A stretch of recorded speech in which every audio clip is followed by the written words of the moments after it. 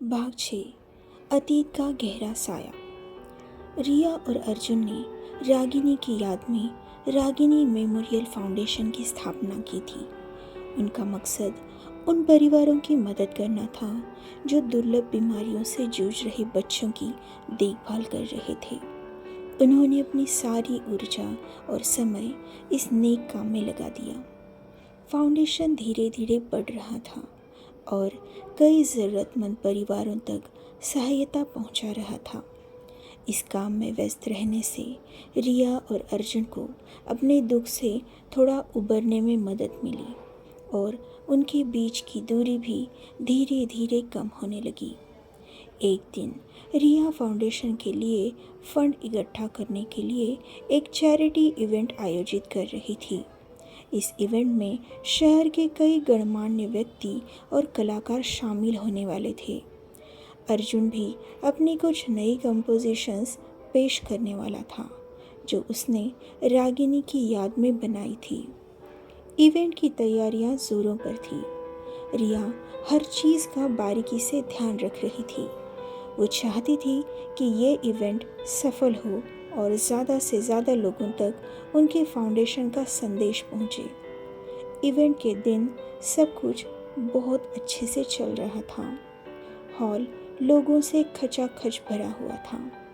रिया मेहमानों का स्वागत कर रही थी और अर्जुन अपनी परफॉर्मेंसेस की तैयारी कर रहा था। माहौल में एक उदासी भरी गरिमा थी जो रागिनी की याद दिला रही थी, लेकिन साथ ही एक उम्मीद की किरण भी थी कि वे मिलकर कुछ अच्छा कर सकते हैं। जब अर्जुन मंच पर आया और उसने अपनी गिटार उठाई, हॉल में सन्नाटा छा गया।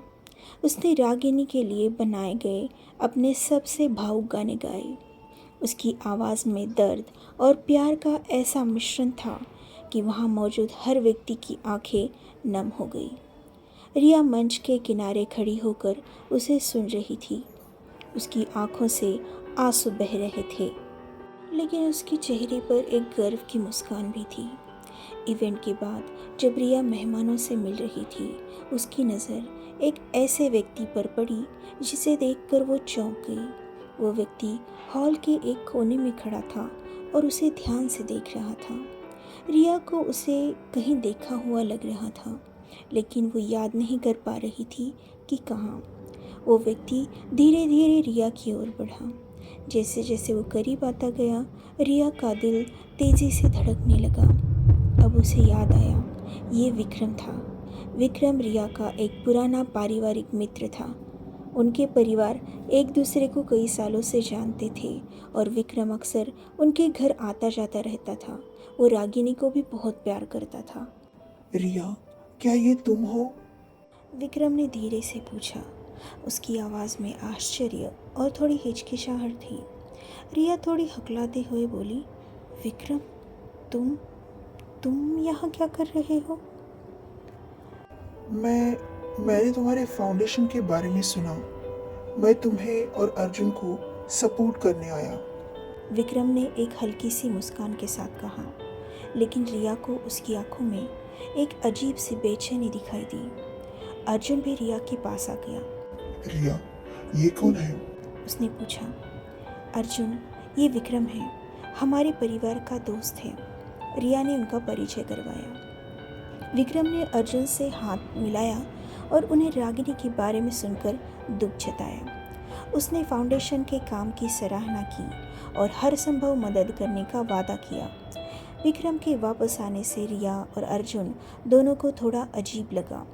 विक्रम कुछ समय से उनसे दूर था और उसकी अचानक वापसी अप्रत्याशित थी। हालांकि उन्होंने उसकी नेक मंशा का सम्मान किया और उसे फाउंडेशन के काम में शामिल होने के लिए धन्यवाद दिया। कुछ हफ्ते बाद रिया को एक गुमनाम पत्र मिला। उस पत्र में कुछ ऐसी बातें लिखी थी जिन्हें पढ़कर रिया के होश उड़ गए।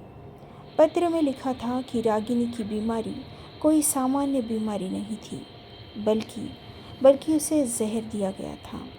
पत्र में ये भी लिखा था कि रिया का कोई करीबी व्यक्ति इस साजिश में शामिल था और उसका मकसद रिया और अर्जुन को गहरा दुख पहुंचाना था। पत्र में किसी का नाम नहीं लिखा था, लेकिन उसमें कुछ ऐसे संकेत दिए गए थे जिससे रिया को शक होने लगा। रिया पूरी तरह से हिल गई। क्या यह सच हो सकता था? क्या किसी ने जानबूझकर उसकी बच्ची को मारने की कोशिश की थी? और अगर ऐसा था तो वो कौन हो सकता था? उसने तुरंत अर्जुन को पत्र दिखाया। अर्जुन भी पत्र पढ़कर सन्न रह गया। उन्हें विश्वास नहीं हो रहा था कि कोई इतना नीच काम कर सकता है, लेकिन पत्र में लिखी बातों को नज़रअंदाज भी नहीं किया जा सकता था। रिया और अर्जुन ने मिलकर इस रहस्य को सुलझाने का फैसला किया। उन्हें उस शख्स का पता लगाना था जिसने उनकी प्यारी सी बेटी को उनसे छीन लिया था। उनका दुख अब गुस्से में बदल गया था और वे सच्चाई को सामने लाने के लिए कुछ भी करने को तैयार थे। उनका शक सबसे पहले उन लोगों पर गया जो उनके करीब थे और जिनके पास रागिनी आसानी से पहुंच सकती थी। विक्रम की अचानक वापसी और उसकी अजीब सी बेचैनी रिया के मन में एक संदेह पैदा कर रही थी। वो विक्रम को बचपन से जानती थी, लेकिन क्या कोई इतना बदल सकता है?